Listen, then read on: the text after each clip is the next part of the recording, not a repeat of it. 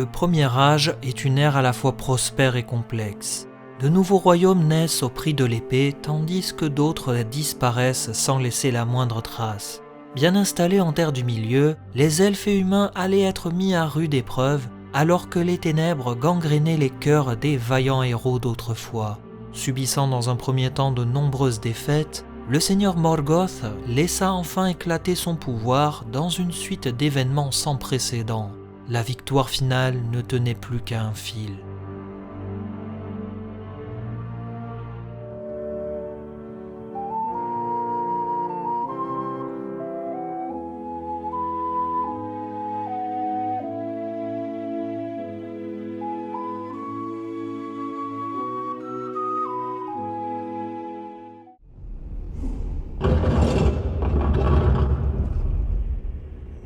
Balrog, un démon de l'ancien monde. La grande majorité du premier âge était une phase de calme avant la tempête. Beaucoup se réjouissaient des temps heureux et de l'installation durable des peuples au Beleriand.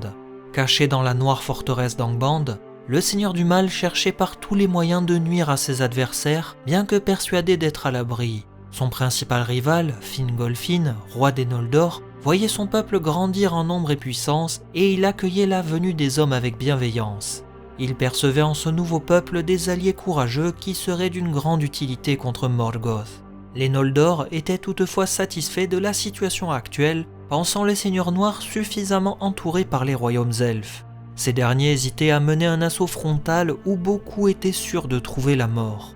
La situation semblait toutefois figée au Beleriand et personne ne voulait prendre d'initiative dans cette paix relative.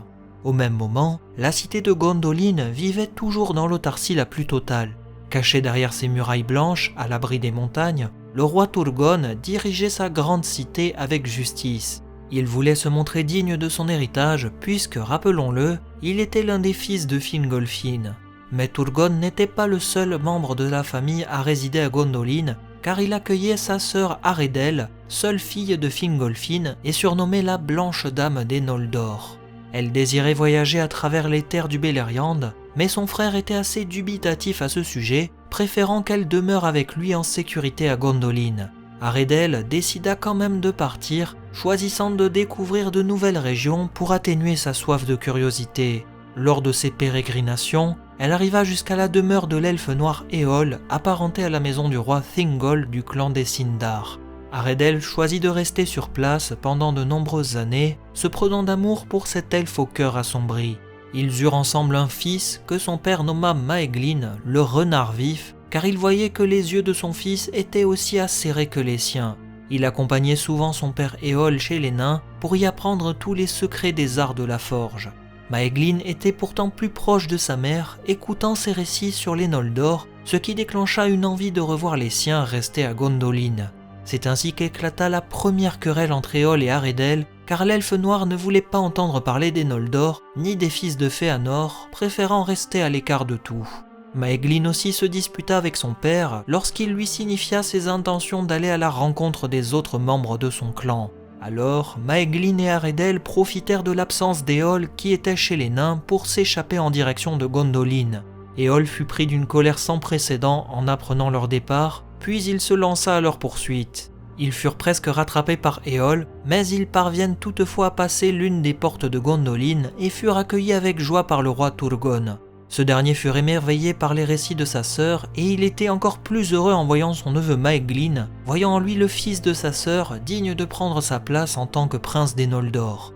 Maeglin prêta allégeance au roi et il ne dit plus rien, subjugué par la beauté de Gondolin, car la cité était encore plus merveilleuse que dans les histoires racontées par sa mère. Au même moment, Éole avait réussi à emprunter le passage secret menant jusqu'à une des portes d'accès de la cité, puis il se fit arrêter par les gardes qui envoyèrent un messager auprès du roi. Aredel reconnut sa liaison avec son époux et proposa de l'emmener devant le roi, ce qui fut accepté. Turgon l'accueillit avec joie, lui proposant de rester à Gondolin, mais l'elfe noir refusa, disant qu'il ne reconnaissait pas sa loi et exigeant de reprendre son fils. Turgon adopta un ton plus sévère, proposant à nouveau à Éole de demeurer ici ou bien d'y mourir. La tension était palpable au palais et Éole prit un javelot qu'il avait caché sous son manteau puis le lança en direction de son fils. « Je prends le second choix et aussi mon fils. Tu ne me prendras pas ce qui est à moi. » Aredel se jeta devant son fils et le javelot lui transperça l'épaule. Éole fut arrêté pour être présenté le lendemain devant la justice du roi. La blanche dame de Gondolin périt dans la soirée, dévastée par le poison qui avait été placé sur le javelot. Turgon décida de précipiter Éole dans le gouffre de pierre noire, le Karakdur, au nord de Gondolin. Maeglin regarda son père le maudire sans rien dire, puis Éole fut jeté dans le gouffre en l'an 400 du premier âge.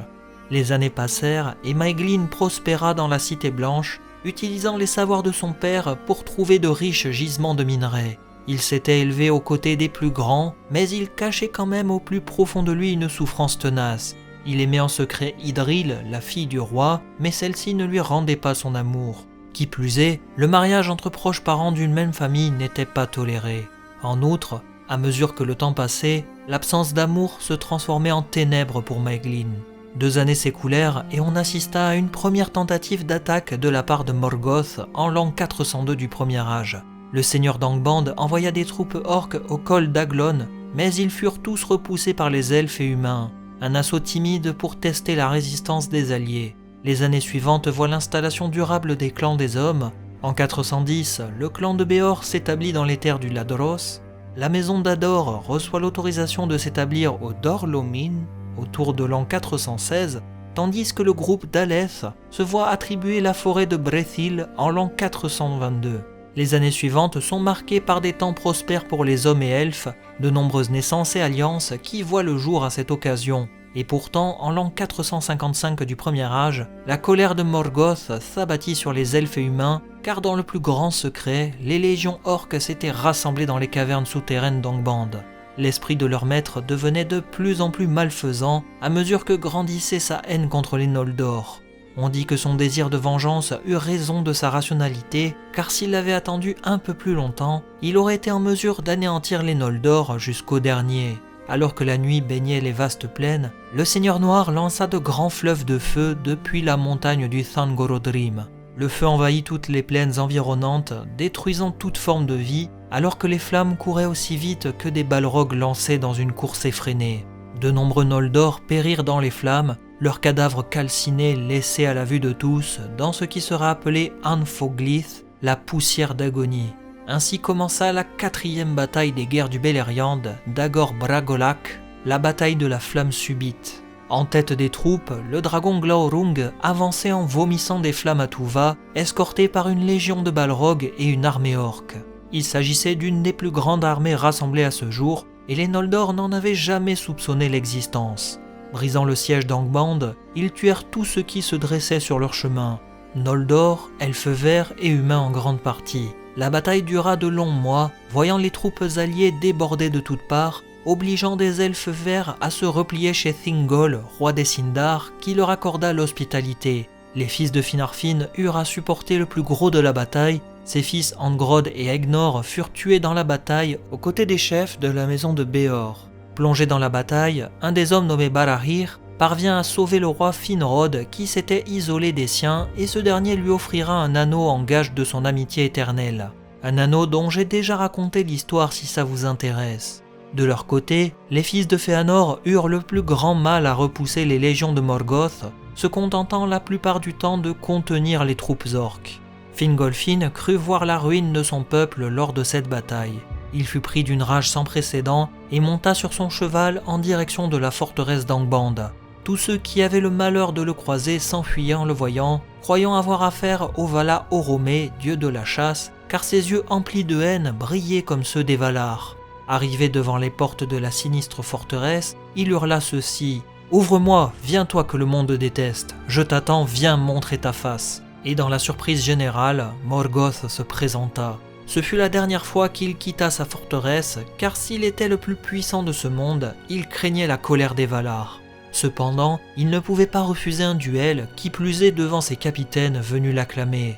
Il descendit de son trône, et on entendit seulement ses pas résonner dans la vallée, puis il se présenta devant son adversaire. Il sortit couvert d'une armure noire et d'un immense bouclier, se dressant devant le roi des Noldor, telle une gigantesque tour noire jetant l'ombre d'un nuage d'orage.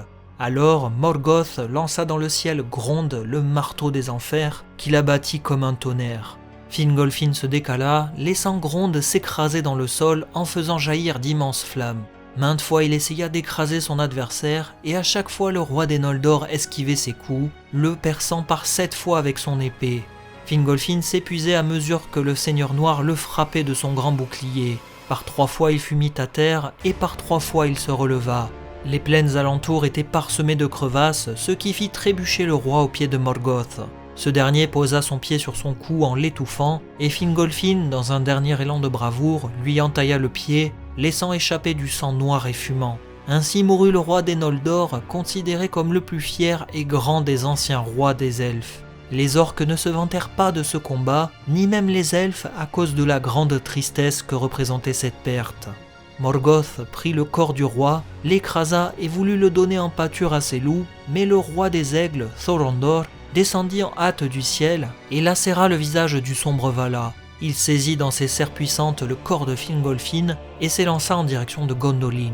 Il déposa le corps au sommet d'un pic montagneux, laissant le roi Turgon venir se recueillir avant de construire un tombeau en pierre pour son père. Depuis cette éprouvante bataille, le sombre Morgoth ne marcha plus que sur un pied, tandis que la balafre laissée par le roi des aigles resterait à jamais gravée sur son visage. Fingon, l'un des fils de Fingolfin, prit ainsi la couronne de son père et devint le roi des Noldor. Sa première décision fut d'envoyer son plus jeune fils, un certain Gil-galad, au fort de la mer pour protéger cette région.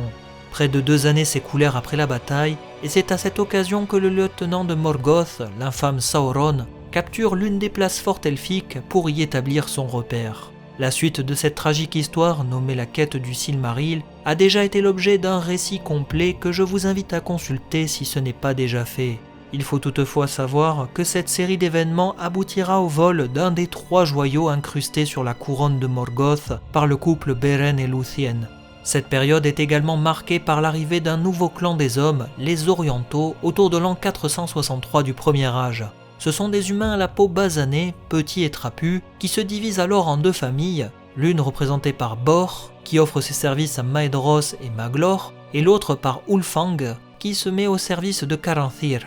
Mais hélas pour les elfes, Ulfang œuvrait secrètement pour Morgoth et il lui livrait des précieuses indications sur les agissements des fils de Fëanor, sans que ces derniers n'aient le moindre soupçon. Pourtant, les hommes et orientaux ne s'aimaient guère, ce qui témoigne d'une première fracture au sein des humains. Durant cette longue quête du Silmaril, des héros et serviteurs du mal tomberont des 2 côtés. On retiendra la disparition de Finrod, roi de Nargothrond, en voulant protéger son ami des griffes d'un loup-garou, ainsi que la première mort de l'humain Beren, fils de Barahir, en l'an 466 du Premier Âge. La quête du Silmaril était achevée, et Beren, juste avant de mourir, offrit le joyau au roi Thingol. Arrivé dans le hall du Vala Mandos, dieu des morts, l'esprit de Beren attendit celui de son épouse. La jeune elfe se laissa mourir pour permettre à son esprit de rejoindre son mari dans les cavernes de Mandos. Une fois arrivée sur place, elle chanta pour le dieu des morts une chanson à la fois belle et triste, alliant à la fois la tristesse des Eldar et la souffrance des hommes à ses paroles. Séduit par sa chanson, le Vala s'en alla quémander conseil auprès de Manwë, seigneur des cieux, car il ne pouvait décider du sort des hommes contrairement à celui des elfes qui pouvaient revenir sur Arda, c'est-à-dire la terre. Ils proposèrent à Luthien de revenir à Valinor en tant qu'immortelle et de laisser Beren dans les terres des morts, ou bien elle avait la possibilité de revenir en terre du milieu aux côtés de Beren, mais elle deviendrait à son tour mortelle. Elle choisit ce destin, et ils retournèrent tous les 2 auprès du roi Thingol à Doriath en l'an 469 du Premier Âge. Rappelons toutefois que Thingol était le père de Luthien. Le couple fut accueilli avec joie et également de la méfiance, car c'était la première fois que des êtres réincarnés revenaient parmi les vivants. Ils s'en allèrent ensuite à Tol Galen, une île verte au milieu de l'Andurant, et l'on ne sut alors plus rien d'eux si ce n'est que naquit le jeune Dior de leur union, un être qui sera amené à accomplir de grandes choses par la suite. La situation semblait figée malgré des conflits qui gagnaient en intensité. Morgoth possédait encore 2 Silmarils, bien que blessé dans son orgueil après son duel contre Fingolfin. Le roi Thingol avait en sa possession le 3e Silmaril que lui avait offert Beren, tandis que les fils de Fëanor, dont Maedhros, cherchaient à profiter de l'absence du Seigneur Noir pour rassembler des troupes afin de préparer leur assaut. Personne n'imaginait ce qui était en train de se profiler à l'horizon. La cité de Gondolin se pensait en sécurité derrière ses blanches murailles, mais la guerre était en marche. La prochaine fois, nous aborderons le cas très complexe de la chute de Gondolin, une histoire qui est très attendue, je n'en doute pas, et croyez-moi, vous n'êtes pas au bout de vos surprises. Soyez prudents lors de vos explorations en terre du milieu, et bonne route à vous, chers voyageurs. Namarie Belen Nale.